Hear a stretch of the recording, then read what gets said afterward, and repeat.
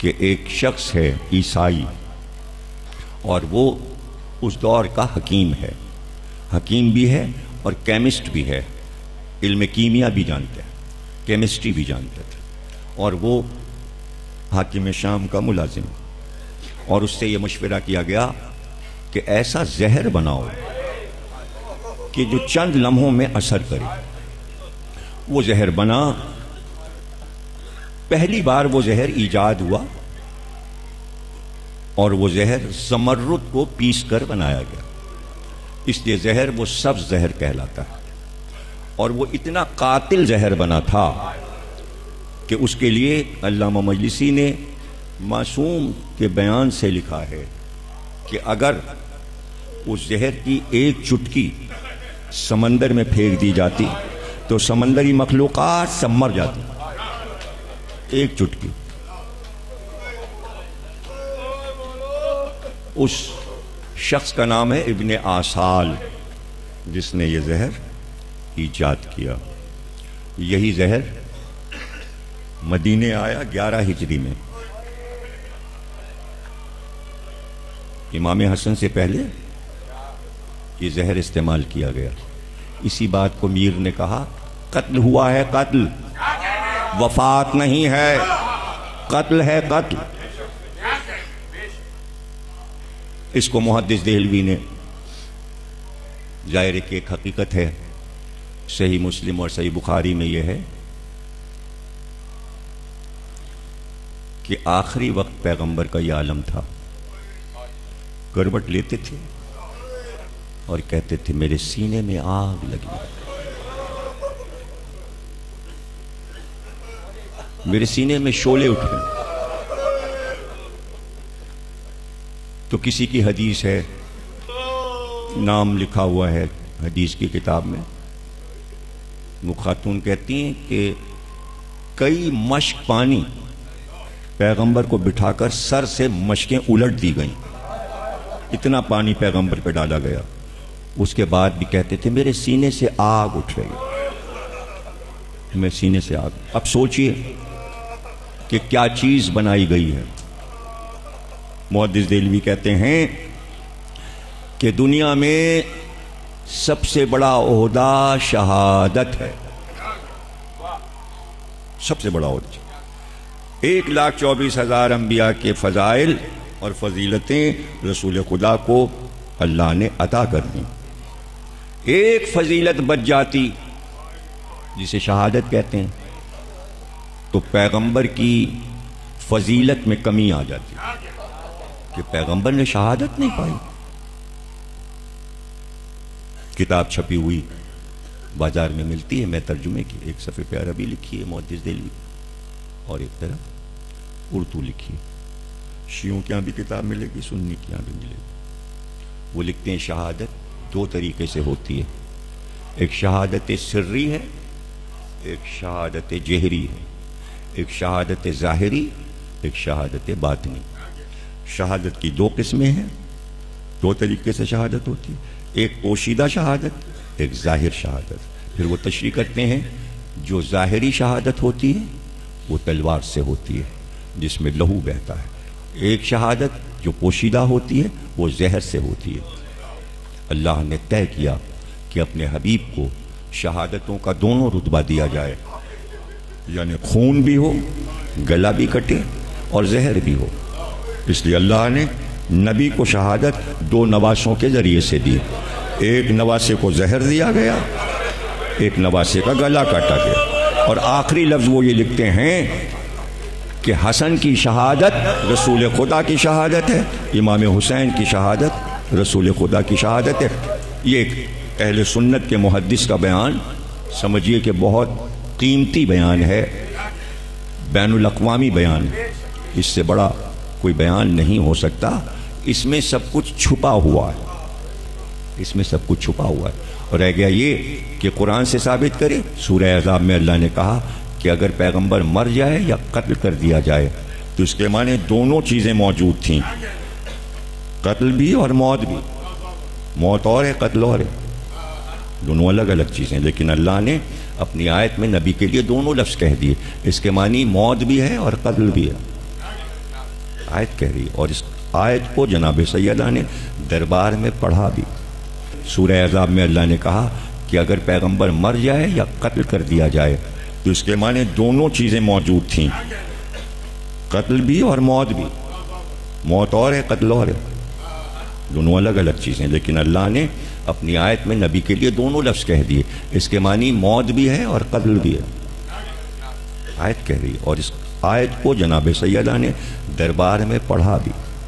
رسول اللہ معراج پر چلتے چلتے رکے، ایک مکان سبز نظر آیا، ایک سرخ نظر آیا۔ جبریل امی سے پوچھا کہ یہ سبز مکان آپ کے بڑے نواسے کا، سرخ مکان آپ کے چھوٹے نواسے کا ہے۔ جبریل کیوں؟ کہ ان کا جسم سبز ہو جائے گا، ان کا جسم سرخ ہو جائے گا، انہیں زہر دیا جائے گا، انہیں خنجر سے ذبح کیا جائے گا۔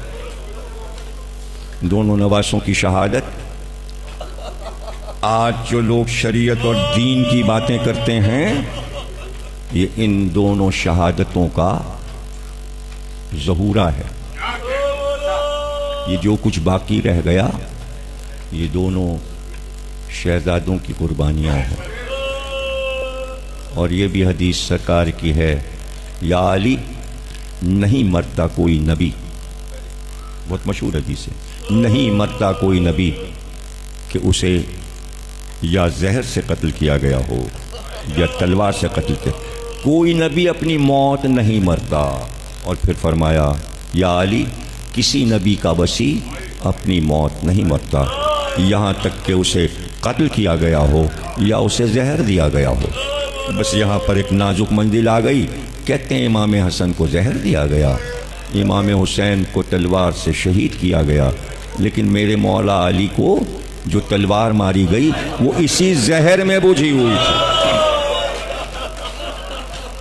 وہ اسی زہر میں بجھی ہوئی۔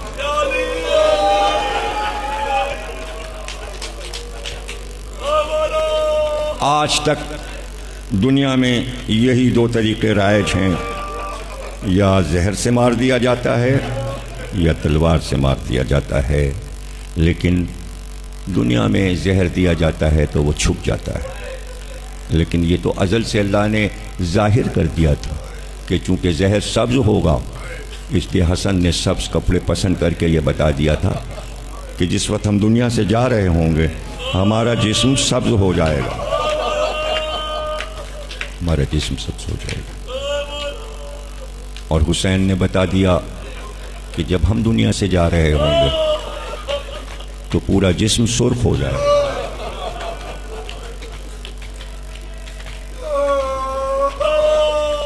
آیت اللہ جعفر شوستری اپنی مجالس میں لکھتے ہیں کہ کوئی پریشانی میں ہوتا ہے تو چہرہ اس کا اترتا جاتا ہے، چہرہ زرد ہوتا جاتا ہے، لیکن جیسے جیسے کربلا میں وقت گزر رہا تھا اور لاشیں گر رہی تھیں، حسین کا چہرہ سرخ ہوتا جاتا تھا، حسین کے چہرے پہ بحالی آتی جاتی تھی۔ کیوں؟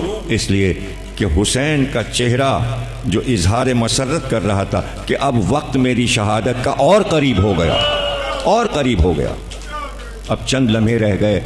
اور اسی لیے اصحاب سے کہا تھا کہ زیادہ دیر نہیں لگے گی، تم پہنچو گے تمہارے پیچھے حسین بھی آ رہا۔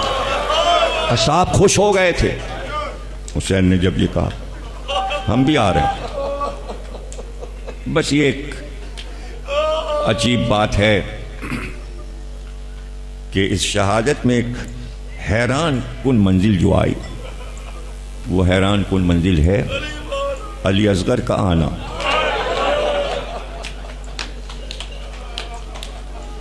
بڑی بڑی ہستیاں جو صبر میں کامل ہوں ان کے لیے تو ہم کہیں گے مولا علی، تلوار ابن ملجم نے زہر میں بجھائی تھی، زخم زہر کا بھی تھا، تلوار کی دھار کا بھی تھا، لیکن عرفاء اور محدثین اور مورخین یہ بھی لکھ گئے کہ حرملہ کا تیر بھی زہر میں بجھا ہوا۔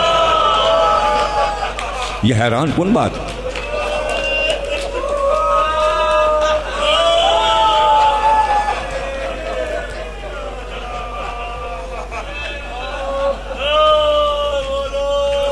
بس صبر کی کڑی منزل یہی ہے کہ جب یہ طے ہو گیا کہ زہر ایسا تھا کہ جسم سبز ہو جاتا ہے، جسم سبز ہو جاتا، اور پھر لہو بھی ہو، لالی بھی ہو، اس لہو کو سنبھالنا ہی مشکل ہو رہا تھا۔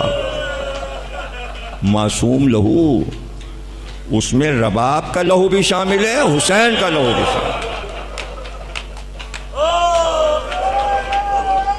شہزادہ علی اصغر پر میری کتاب 1000 صفحے کی ہے، اس میں یہ روایت میں نے کئی علماء کے حوالے سے لکھی ہے۔ امام زادہ اصفہانی آیت اللہ، انہوں نے بھی اپنی کتاب میں یہ لکھی۔ حالانکہ 6 مہینے کے بچے کا لہو کتنا ہوتا ہے، کتنا ہوگا؟ وہ لکھتے ہیں کہ جیسے ہی لہو کا فوارہ نکلا، حسین نے چلو میں لے لیا، اب چاہا کہ آسمان کی طرف اچھال دے۔ آواز آئی نہیں، اگر علی اصغر کا لہو ادھر آیا تو قیامت تک بارش نہیں ہوگی، آسمان سے پانی نہیں برسے گا۔ حسین نے چاہا زمین کی طرف پھینک، زمین نے آواز دی، آقا نہیں، ایک قطرہ بھی ٹپک گیا تو دانہ نہیں اگے گا۔ تو یہ بارش آسمان سے جو ہو رہی ہے اور یہ جو زمین سے دانہ اگ رہا ہے، یہ علی اصغر کا احسان ہے۔ دنیا علی اصغر کا رزق کھا رہی ہے اور علی اصغر کا پانی پی رہی ہے، کہ اگر یہ خون گر جاتا تو دانہ نہ ہوتا، تحت ہوتا زمین پر۔ تو حسین نے وہ خون اپنے منہ پہ مل لیا۔ لیکن اب لکھتے ہیں علماء کہ خون رک ہی نہیں رہا تھا، خون تھا کہ اچھلا جاتا تھا، معصوم خون تھا نا۔ تو عجیب بات لکھی، جب پہلی بار میں نے پڑھا تو کافی دیر تک میں سن ہو گیا، اور بس میں سوچتا رہا کہ یہ کیا پڑھا میں نے اور کس طرح پڑھا۔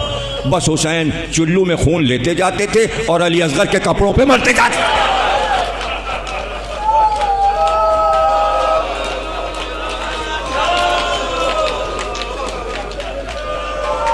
جزاک اللہ۔ صرف ایک پہلو میں پڑھ رہا ہوں، اور یہ تقریر کا آخری جملہ۔ اب ذرا سا یہ تصور کرو کہ 6 مہینے کے بچے کا لہو اتنا تھا کہ حسین لیتے جاتے تھے اور کپڑوں پہ ملتے جاتے تھے علی اصغر کے۔ اب یہ بتاؤ کہ علی اصغر کے باپ حسین کا لہو کتنا ہوگا اور وہ کہاں گیا؟ علماء نے لکھا کہ جب حسین کا لہو نہ رکا اور گردن سے بہتا رہا تو زینب 2 بچیوں کو لے کر ایک طرف کبرا ایک طرف سکینہ انگلی پکڑ کر لاش پہ آئے اور دونوں کو بٹھا دیا، اور ایک بار حسین کا لہو لیتی جاتی، کبھی کبرا کے بالوں پہ لگایا، کبھی سکینہ کے بالوں پہ لگایا۔ ماتب حسین حسین